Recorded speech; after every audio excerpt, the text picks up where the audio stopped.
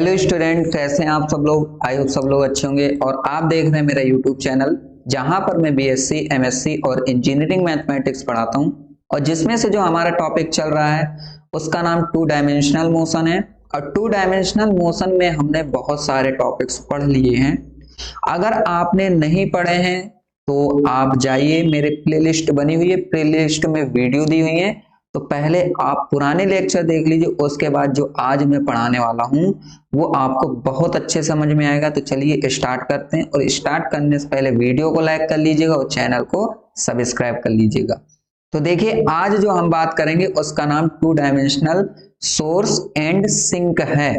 अब देखिए, यहां पर आप लोगों को एक चीज समझ में आ रही होगी कि सोर्स एंड सिंक, सिंक क्या होता है। तो सिंक तो आपके घरों में भी लगी हुई है, लगी होती है कि नहीं लगी, किसी के घर में लगी होगी, किसी की नहीं होगी।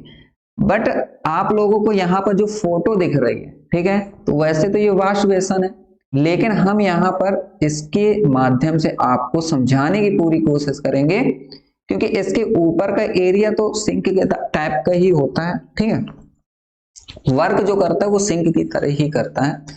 लेकिन यहां पर सबसे पहले हम बात करेंगे कि सोर्स क्या होता है, फिर सिंक क्या होता है। फिर आपको ये चीज, एक चीज समझ में आने लगेगी कि सिंक क्यों कहा गया है इसको।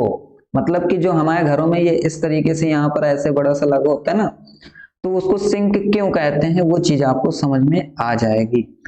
तो चलिए अब यहाँ पर समझते हैं। तो सबसे पहले आपको यहाँ पर मैं सोर्स की बात करूँ, ठीक है। तो अच्छा ये बताइए, जैसे मान लीजिए, सपोज करो कि आपके घर में ये आपके पास ये वॉश बेसिन लगा हुआ है, और ये जो पाइप है, ये वाला जो पाइप है, अगर मैं मान लूं कि यहां पर इस नल की जगह यहां पर मैं वो लगा देता, पानी जो वाटर आता है, लिक्विड आता है, उसका मैं यहां से कनेक्शन कर देता, तो ये पानी ऐसे निकलता कि नहीं निकलता। ठीक है, तो अब आप ये समझिए यहां से कि जब वाटर यहां से निकलता है, ठीक है, बाहर की ओर, तो ये इस तरीके से बाहर की ओर निकलता है कि नहीं निकलता है, निकलता है ना। ये बाहर की ओर इस तरीके से निकल आया, यहां तक तो समझ में आ गया ना। अब देखिए, जब ये निकलता है तो ये एक डायरेक्शन पे निकलता है। वो कैसे, ऐसे तो नहीं निकल आएगा कि ये, लेकिन आता तो आउटवर्ड डायरेक्शन में, लेकिन ये रेडियल फ्लो करता है। और रेडियल फ्लो कैसे होता है, ये थोड़ा सा सर्कुलर टाइप से होता है, ऐसे ऐसे ऐसे घूम घूम के, ये पूरा ऐसे करके, ये पूरा कंटेनर, मतलब कंटेनर टाइप का होता है ना, ये पूरा आपका फिल हो जाता। तो कहने का मतलब, ये जब सोर्स से यहां से पानी निकला, इस एरिया से पानी निकला, तो ये एक हमारा राउंड कर करके ये पूरा फिल हुआ। ठीक है, तो ये जो हो गया, ये एक तो रेडियल फ्लो हो गया, यहां तक तो समझ में आ गया। अब इसी को ही मैंने इंग्लिश में लिखा हुआ है। ठीक है, तो एग्जाम में कैसे लिखना है वो समझते हैं, और फिर डायग्राम क्या है वो भी मैं समझाता हूं।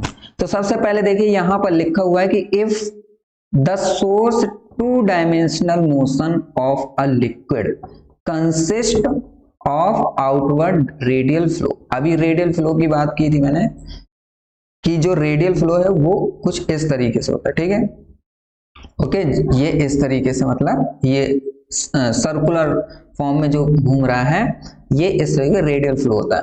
तो यहां पर आउटवर्ड का मतलब हो गया बाहर की ओर, रेडियल फ्लो होता है फ्रॉम अ पॉइंट और fluid is imagined to flow in uniformly in all direction. कहने का मतलब यहां पर ये चीज हो गई।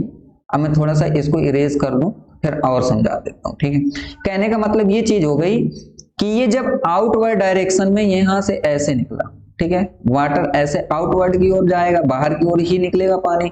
ठीक है, अगर बाहर की ओर आउटवर्ड डायरेक्शन पे निकला, तो यहां पर हमें कहना है कि ये फ्लो जो होना चाहिए वो यूनिफॉर्मली होना चाहिए, लगातार होना चाहिए। तो जब लगातार यूनिफॉर्मली आल डायरेक्शन पे होगा, तो यहां से भी ऐसे पानी आ रहा है, ऐसे आ रहा है इस साइड, मतलब ये जो पूरा एरिया कवर कर रहा है, ये एक यूनिफॉर्मली मोशन कर रहा है। ठीक है, फिर then the point is called simple source. अगर ये ऐसी एक्टिविटी कर रहा है, तो यहां पर जो स्टील का लगा हुआ है ना, यहां पर ये चीज हम कह सकते हैं कि ये एक मेरा सिंपल सोर्स है।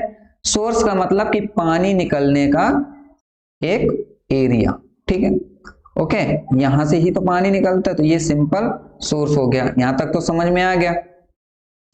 इसके बाद यहां पर अब हम यहां समझेंगे एक चीज कि इस source is a point at which the fluid is continuously created. In fact source is a purely abstract concept which does not occur in nature।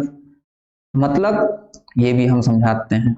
इसका मतलब क्या हुआ कि मान लीजिए कि एक सोर्स हो गया, ये जो रेड कलर का ये स्टील लगा था ना, यहाँ अगर मान लीजिए एक सोर्स है और ये एक पॉइंट है, ठीक है, तो ये जब कंटिन्यूअसली एक क्रिएट कर रहा है, एक यहाँ पर पानी जो हमारा बह रहा है बाहर की ओर निकल रहा है, तो क्रिएशन ही तो कर रहा है। पानी बाहर निकल रहा है तो मतलब एरिया एक कवर ही कर रहा है, क्रिएट कर रहा है।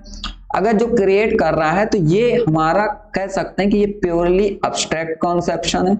मतलब कि ये जो अवधारणा है ये अवधारणा प्राकृतिक नहीं है। ये अवधारणा क्या है? प्राकृतिक नहीं है। ये चीज मानकर ही काम करना है। फिर अब यहां पर जब मान लीजिए वाटर यहां पर बाहर निकला, तो आपको ये समझना चाहिए कि अगर ये पर यूनिट टाइम पर, अगर एक समय पर ये पानी कितना बाहर निकल रहा है, कितना वॉल्यूम बाहर निकल रहा है वाटर का या लिक्विड का, अगर मान लीजिए कि मेरा जो लिक्विड यहां पर बाहर निकल रहा है वॉल्यूम, तो वो 2 पाई एम रो इतना वाटर पर यूनिट टाइम पर इस सोर्स से निकल रहा है बाहर की ओर, ठीक है, उत्सर्जित हो रहा है। ठीक है, तो ये लिखा ही है कि if 2 pi m rho is the rate of emission of volume per unit time. अगर एक समय पे ये इतना अगर वॉल्यूम निकल रहा है सपोज करके, ठीक है, तब हम कहेंगे कि यहां पर एक जो लिक्विड होगा उसका मास भी बढ़ेगा। मास बढ़ता है इसलिए यहां पर हमने प्लस एम लिख दिया है कि यहां पर जो द्रव्यमान होगा लिक्विड का वो बढ़ता जाएगा। तो उसे ही हम क्या कहते हैं? स्ट्रेंथ ऑफ सोर्स कहते हैं। मतलब कि यहां पर ये जो सोर्स है ना, इस सोर्स की स्ट्रेंथ इतनी है कि ये पर यूनिट टाइम पे इतना वॉल्यूम वाटर फिल कर देता है।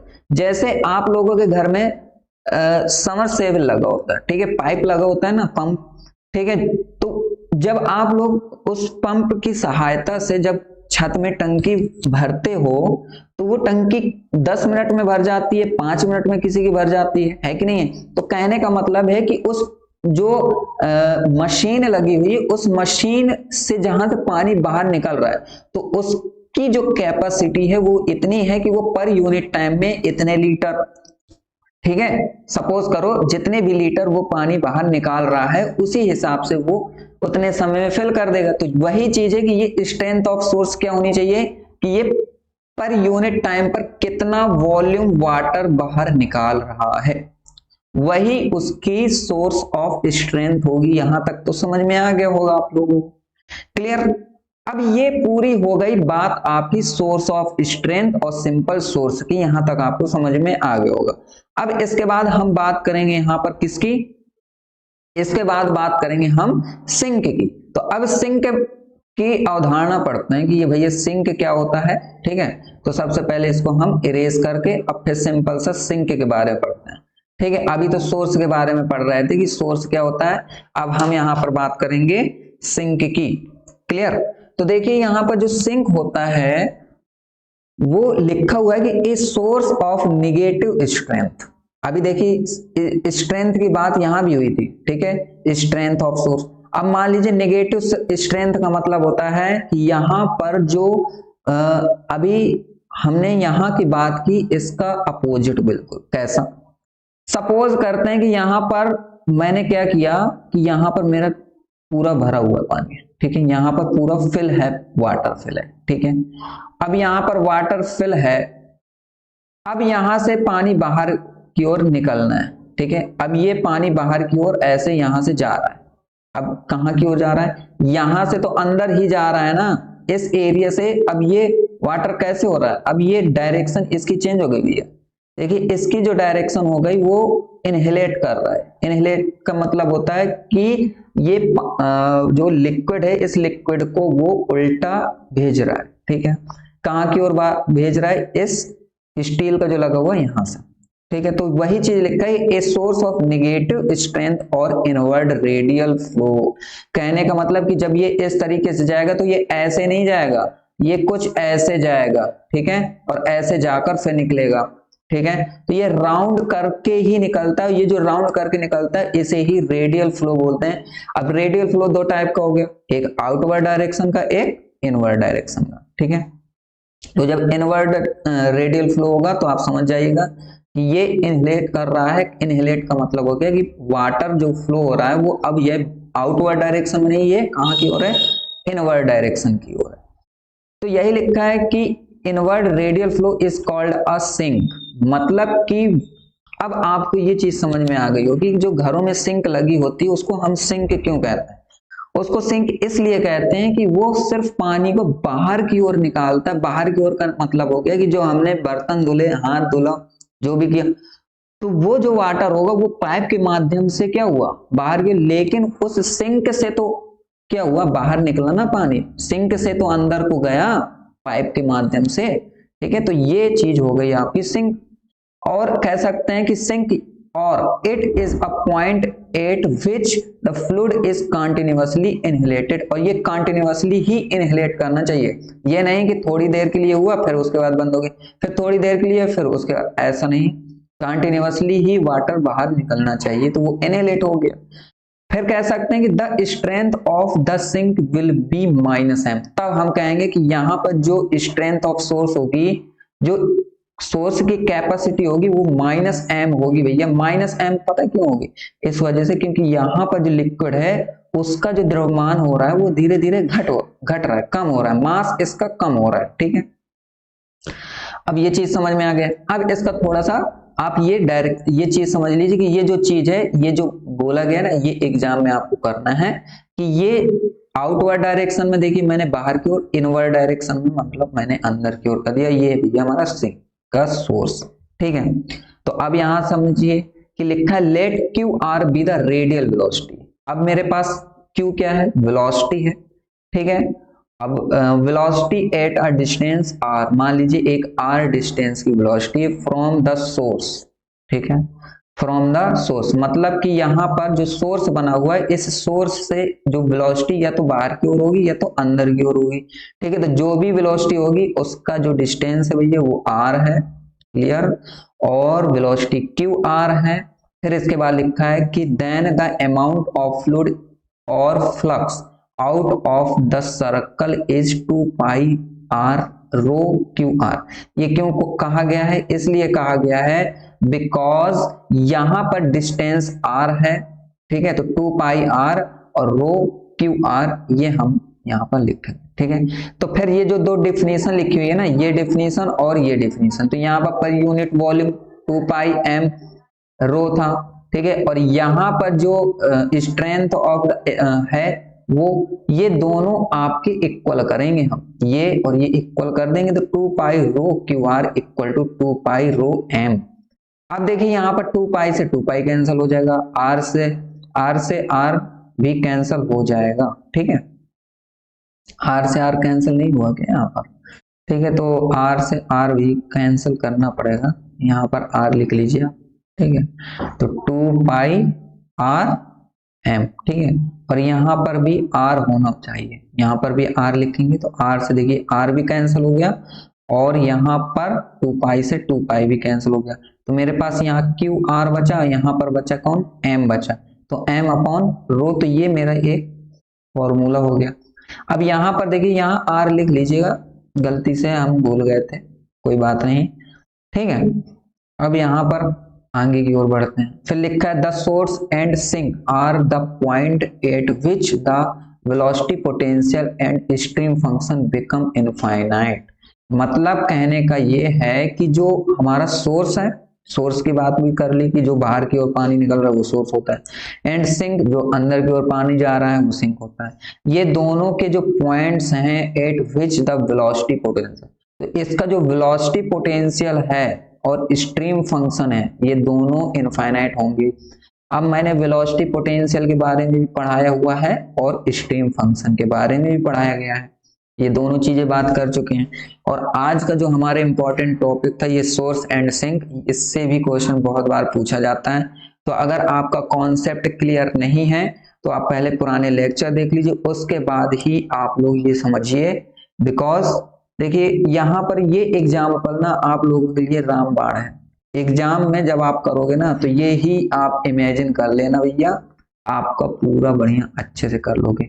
और सुनिए, मैंने अभी देखिए इतने क्वेश्चंस कराए हुए हैं, तो बीयू झांसी जो बुंदेलखंड यूनिवर्सिटी का अभी फ्लड डायनेमिक्स का एग्जाम हुआ है, तो उसमें सबसे ज्यादा क्वेश्चन मेरे ही वीडियो से ही आए हुए हैं। तो कहने का मतलब ये है कि मैं जितने भी क्वेश्चन बता रहा हूँ ये सभी क्वेश्चंस बहुत इंपॉर्टेंट होते हैं।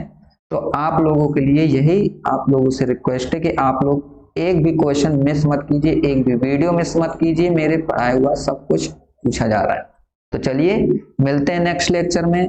नेक्स्ट लेक्चर में मैं बोर्ड पर आऊंगा, क्योंकि मैं फिर सवालों के ऊपर बात करूंगा, और सवालों के ऊपर बात करने में बोर्ड में ही लिखने में अच्छा रहता है। ठीक है, thank you very much and keep watching my video and like and subscribe. Thank you very much and good bye.